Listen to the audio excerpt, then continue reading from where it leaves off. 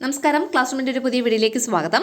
8ാം ക്ലാസ്സുകാർക്ക് വരുന്ന ദിവസം കേരള പാഠാവലിയുടെ എക്സാമാണ്. അപ്പോൾ നമുക്ക് ആ എക്സാമിന് ചോദിക്കാൻ സാധ്യതയുള്ള കുറച്ച് ക്വസ്റ്റ്യൻ ആൻസേഴ്സും നോക്കാം. പാഴ്മണൽ കാടിനെ നന്ദനമാക്കുന്നത് ആര്? 4 ഓപ്ഷൻസ് ആണുള്ളത്. വണ്ടുകൾ, ശലഭങ്ങൾ, പൂക്കൾ, വൃക്ഷങ്ങൾ. ആരാണ്? പൂക്കളാണ് പാഴ്മണൽക്കാടിനെ നന്ദനമാക്കുന്നത്. നന്ദനം എന്ന് വെച്ചാൽ പൂന്തോട്ടം. അടുത്ത ക്വസ്റ്റ്യൻ, താളുകൾക്കിടയിൽ ഒരു മയിൽപ്പീലി എന്ന പാഠഭാഗത്തിൽ മന്ദാരപ്പൂ പോലെ എന്ന് വിശേഷിപ്പിച്ചിരിക്കുന്നത് എന്തിനെയാണ്? ആൻസർ നീലകണ്ഠന്റെ ചിരിയെ. അടുത്ത ക്വസ്റ്റ്യൻ നോക്കിയോളൂ. ഓതിയില്ലത്തരമൊന്നുമാ ചോദ്യത്തിനാതങ്കമേശാത്തൊരാ പ്രസൂനം. ദുഃഖം എന്ന അർത്ഥത്തിൽ ഈ വരികളിൽ പ്രയോഗിച്ചിരിക്കുന്ന പദം ഏതാണ്?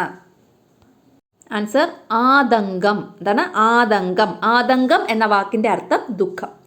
ഞാൻ എന്ത് കണ്ടാലും അത് നോക്കി വരച്ചു പഠിക്കാൻ തുടങ്ങി. കാരണം എന്തായിരുന്നു? ഏതാണ്? താളുകൾക്കിടയിൽ ഒരു മയിൽപ്പീലി എന്ന പാഠഭാഗത്ത് നിന്നുള്ള ഒരു ചെറിയ നോട്ടേഷനാണ് കൊടുത്തിട്ടുള്ളത്. 4 ഓപ്ഷൻസ് ഇവിടെ കൊടുത്തിട്ടുണ്ട്. നമുക്ക് ആ ഓപ്ഷൻസ് കാണുമ്പോൾ ആൻസർ കറക്റ്റായിട്ട് എന്താണെന്ന് കിട്ടും. മത്സരത്തിന് വേണ്ടി, വീട്ടുകാരെ കാണിക്കാൻ വേണ്ടി, കൂട്ടുകാരെ കാണിക്കാൻ വേണ്ടി, നീലകണ്ഠന്റെ പ്രശംസ കേൾക്കാൻ വേണ്ടി. ഏതാണ് ആൻസർ? ആൻസർ നീലകണ്ഠന്റെ പ്രശംസ കേൾക്കാൻ വേണ്ടി. അടുത്ത ക്വസ്റ്റ്യന്, ജാതിഭേദം മതദ്വേഷം എന്ന ശ്രീനാരായണ ഗുരുവിന്റെ പ്രശസ്തമായ വരികൾ ഏത് ചലച്ചിത്രത്തിന് വേണ്ടിയാണ് യേശുദാസ് ആലപിച്ചത്? ആൻസർ കാൽപ്പാടുകൾ. ഇതാണ് കാൽപ്പാടുകൾ എന്ന ചിത്രത്തിന് വേണ്ടി. പനിനീർ പൂവ് എന്ന കവിത ഉള്ളൂരിന്റെ ഏത് കൃതിയിൽ നിന്നെടുത്തിട്ടുള്ളതാണ്? അമൃതധാര, കിരണാവലി, കേരളഭൂഷണം, പ്രേമസംഗീതം. ആൻസർ അമൃതധാര. പനിനീർ പൂവ് എന്ന കവിത അമൃതധാരയിൽ നിന്ന് എടുത്തിട്ടുള്ളത്. സ്ഫീതം എന്ന വാക്കിന്റെ അർത്ഥത്തിൽ പെടാത്തതേത് എന്നുള്ളതാണ്. അപ്പൊ സ്ഫീതം എന്ന വാക്കിന്റെ അർത്ഥത്തിൽ പെടുന്നത് ഏതൊക്കെയാണെന്ന് നമ്മൾ ഇതിൽ നിന്ന് കണ്ടുപിടിക്കണം. ഇവിടെ സമൃദ്ധമായി, സന്തോഷമുള്ള, ശുദ്ധമായ, ഇതൊക്കെ സ്ഫീതം എന്ന വാക്കിന്റെ അർത്ഥമാണ്. അപ്പൊ അതിലെ അർത്ഥമല്ലാത്ത വേർഡ് ഏതാണ്? സ്ഫുരിക്കുന്നത്. സ്ഫീതത്തിന്റെ അർത്ഥമല്ലാത്ത വേർഡ് സ്ഫുരിക്കുന്നത്. അടുത്ത ക്വസ്റ്റ്യൻ, പുഞ്ചിരി കൊള്ളുന്നതെന്തിനു പൂവേ നീ, നിൻ ചെറു ജീവിതം എത്ര മോശം. അടിവരയിട്ട വരിയിൽ തെളിയുന്ന ഭാവം എന്ത്? വിനയം, പരിഹാസം, ദുഃഖം, സന്തോഷം. ഏതാണ് അടിവരയിട്ട വരിയിൽ തെളിയുന്ന ഭാവം? ആൻസർ പരിഹാസം. ഏതാണ്? പരിഹാസം. അടുത്തത്, താഴെ കൊടുത്തിരിക്കുന്ന പദങ്ങൾ മാതൃക പോലെ പിരിച്ചെഴുതുക. ഒരു മാതൃക ഇവിടെ തന്നിട്ടുണ്ട്. വാതിൽ പാളി. അതിനെ പിരിച്ചെഴുതുമ്പോൾ വാതിൽ പാളി എന്നിങ്ങനെ വരും. അതായത് ചേർത്ത് എഴുതുമ്പോൾ ഇപ്പ, പിരിച്ചെഴുതുമ്പോൾ ഇപ്പ എന്തായി മാറി? പായി മാറി. അതായത് ദ്വിത്വസന്ധി എന്ന് പറയും കേട്ടോ. അപ്പോൾ ഈ പിരിച്ചെഴുതിയതുപോലെ ബാക്കിയുള്ള 3 വേർഡ്സ് ഇവിടെ തന്നിട്ടുണ്ട്. തള്ളിത്തുറന്ന്, തിക്കിത്തിരക്കി, കുട്ടിക്കാലം. കണ്ടല്ലോ, ഈ 3 വേർഡ്സ് നമ്മൾ ഇതേപോലെ പിരിച്ചെഴുതണം.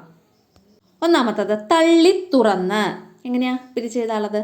തള്ളി തുറന്ന്. അതായത് തള്ളിത്തുറന്ന് എന്ന് ചേർത്ത് എഴുതുമ്പോൾ ഇത്തയായിരിക്കും. അത് പിരിച്ചെഴുതുമ്പോൾ വെറും തായായിരിക്കും. അടുത്തത് തിക്കിത്തിരക്കി. അതിനെ പിരിച്ചെഴുതുമ്പോൾ എങ്ങനെയാണ്? തിക്കി തിരക്കി. കണ്ടോ? അടുത്ത കുട്ടിക്കാലം. എങ്ങനെയാ പിരിച്ചെഴുതാനുള്ളത്? കുട്ടിക്കാലം. കണ്ടോ? ഇങ്ങനെയാണ് പിരിച്ചെഴുതാറ്. ഇതെല്ലാം ദ്വിത്വസന്ധിക്ക് ഉദാഹരണമാണ് കേട്ടോ. മന്നിനി മാഹാത്മ്യം നൽകുന്ന നിങ്ങളോ വിണ്ണിലെ പൈതങ്ങൾ ആരറിഞ്ഞു. വിണ്ണിലെ പൈതങ്ങൾ എന്ന് കവി പറഞ്ഞിരിക്കുന്നത് ആരെക്കുറിച്ചാണ്? ആൻസർ പൂക്കൾ. ആരെക്കുറിച്ചാണ്? പൂക്കളെ കുറിച്ചാണ് വിണ്ണിലെ പൈതങ്ങൾ എന്ന് കവി ഇവിടെ പറഞ്ഞിരിക്കുന്നത്. അടുത്ത ക്വസ്റ്റ്യൻ, താഴെ കൊടുത്തിരിക്കുന്ന പദങ്ങൾ വിഗ്രഹിച്ചെഴുതുക. 3 പദങ്ങൾ ഇവിടെ കൊടുത്തിട്ടുണ്ട്. കഥകളി വേഷങ്ങൾ, വാതിൽപ്പാളി, കഥകളി സമ്പ്രദായം. എങ്ങനെയാ വിഗ്രഹിച്ചെഴുതാനുള്ളത്? ഫസ്റ്റ് കഥകളി വേഷങ്ങൾ. എന്താണ്? കഥകളിയിലെ വേഷങ്ങൾ. കേട്ടോ, കഥകളിയിലെ വേഷങ്ങൾ. ഇങ്ങനെയാണ് കഥകളി വേഷങ്ങൾ പിരിച്ചെഴുതാനുള്ളത്. അടുത്തത് വാതിൽ പാളി. എങ്ങനെ പിരിച്ചെഴുതാം? വാതിലിന്റെ പാളി. ഇതാണ് വാതിൽ പാളി. പിരിച്ചെഴുതുന്നത് എങ്ങനെയാണ്? വാതിലിന്റെ പാളി. അടുത്തത് കഥകളി സമ്പ്രദായം. എന്താണ്? നേരത്തെ നമ്മൾ കഥകളി വേഷങ്ങൾ പറഞ്ഞില്ലേ? കഥകളിയിലെ വേഷങ്ങൾ. അതുപോലെ കഥകളി സമ്പ്രദായം, കഥകളിയിലെ സമ്പ്രദായം. കണ്ടോ? അപ്പൊ കഥകളിയായിട്ട് ബന്ധപ്പെട്ട് ഇങ്ങനെ വരുവാണെങ്കിൽ അങ്ങനെ എഴുതിയാൽ മതി. എങ്ങനെയാണ്? കഥകളിയിലെ വേഷങ്ങൾ, കഥകളിയിലെ സമ്പ്രദായം. ഓക്കെ. കുട്ടിക്കാലത്തെ ലേഖകൻ കണ്ട കഥകളി വേഷങ്ങളിൽ അദ്ദേഹത്തെ ആകർഷിച്ചത് ഏത് വേഷമാണ്? ഏതാണ്? ആൻസർ ഹനുമാൻ. ഏത് വേഷമാണ്? ഹനുമാന്റെ വേഷമാണ് അദ്ദേഹത്തെ ആകർഷിച്ചത്. അടുത്തത് ആശാരിക്കോപ്പൻ എന്ന പേരിൽ പ്രശസ്തനായ കോപ്പൻ നായർ ഏത് കലയിലാണ് പ്രശസ്തനായത്? ആശാരിക്കോപ്പൻ. 4 ഓപ്ഷൻസ് ഉണ്ട്. കഥകളി, തുള്ളൽ, കൂടിയാട്ടം, ചാക്യാർകൂത്ത്. ഏതാണ് ആശാരിക്കോപ്പൻ പ്രശസ്തനായത്? അതായത് ആശാരിക്കോപ്പൻ എന്ന പേരിൽ അറിയപ്പെടുന്ന കോപ്പൻ നായർ അദ്ദേഹം പ്രശസ്തനായത് കഥകളി. ഇതിലാണ് കഥകളിയിൽ. അടുത്തത്, തിരനോട്ടം എന്ന കൃതി ഏത് സാഹിത്യ വിഭാഗത്തിൽ ഉൾപ്പെടുന്നു? ഓപ്ഷൻസ്: നോവൽ, കഥ, ആത്മകഥ, കവിത. ഏതാണ് ആൻസർ? ആത്മകഥ. തിരനോട്ടം എന്ന കൃതി ആത്മകഥ എന്ന വിഭാഗത്തിലാണ് ഉൾപ്പെടുന്നത്. അടുത്തത്, പ്രസൂനം എന്ന വാക്കിൻ്റെ അർത്ഥമെന്ത്? എന്താണ്? പ്രസൂനം എന്ന വാക്കിൻ്റെ അർത്ഥം വിടർന്ന പൂവ്. എന്നാൽ സൂനം എന്ന വാക്കിൻ്റെ അർത്ഥം ഏതാണെന്ന് നിങ്ങൾക്കറിയോ? അതിൻ്റെ അർത്ഥം പൂവ്. അപ്പം പ്രസൂനം വിടർന്ന പൂവ്, സൂനം പൂവ്. നെക്സ്റ്റ് ക്വസ്റ്റ്യൻ, സ്ഫീതമാമാനന്ദം ഈ പദത്തിൻ്റെ ശരിയായ വിഗ്രഹാർത്ഥം ഏതാണ്? സ്ഫീതമാമാനന്ദം. ഇതാണ് പദം. ആൻസർ: സ്ഫീതമായ ആനന്ദം. ഇതാണ് സ്ഫീതമായ ആനന്ദം. അതാണ് സ്ഫീതമാമാനന്ദം അതിൻ്റെ വിഗ്രഹാർത്ഥം. അടുത്ത മറ്റൊരു ക്വസ്റ്റ്യൻ, സ്ഫീതമാമാനന്ദം ഈ പദത്തിനെ ശരിയായി പിരിച്ചെഴുതുക. പിരിച്ചെഴുതുന്നത് എങ്ങനെയാണ്? ഇത് 2 രീതിയിൽ നമുക്ക് പിരിച്ചെഴുതാം. ഒന്നാമത്തത് സ്ഫീതമാം പ്ലസ് ആനന്ദം, അങ്ങനെ എഴുതാം. സ്ഫീതമാം ആനന്ദം എന്നുള്ളത് സ്ഫീതമാം പ്ലസ് ആനന്ദം എന്ന് പിരിച്ചെഴുതാം. അല്ലാന്നുണ്ടെങ്കിൽ സ്ഫീതം പ്ലസ് ആം പ്ലസ് ആനന്ദം ഇങ്ങനെ പിരിച്ചെഴുതാം. സ്ഫീതം പ്ലസ് ആം പ്ലസ് ആനന്ദം. കേട്ടോ? താഴെ തന്നിട്ടുള്ളവയിൽ തലമൊഴിയുടെ സമാന പദം അല്ലാത്തത് തിരഞ്ഞെടുത്ത് എഴുതുക. വേണി, ചിഗുരം, ദാമം. ഇതിൽ തലമുടിയുടെ പര്യായ പദം അല്ലാത്തത് ഏതാണ്? ആൻസർ: ദാമം. വേണി, ചിഗുരം ഇത് രണ്ടും തലമുടിയുടെ പര്യായമാണ്. അപ്പോൾ തലമുടിയുടെ പര്യായം അല്ലാത്ത പദം ദാമം. ശിവം, മംഗളം എന്നിവ ഏതു പദത്തിൻ്റെ സമാനാർത്ഥമാണ്? ഓപ്ഷൻസ്: ആകാശം, ഭംഗി, കല്യാണം, പുഞ്ചിരി. ഏതിൻ്റെയാണ് സമാനാർത്ഥം? ശിവം, മംഗളം എന്നിവ. ആൻസർ: കല്യാണം. കല്യാണം എന്നുള്ളതിൻ്റെ സമാനാർത്ഥമായിട്ടുള്ള പദങ്ങളാണ് ശിവം, മംഗളം എന്നിവയൊക്കെ.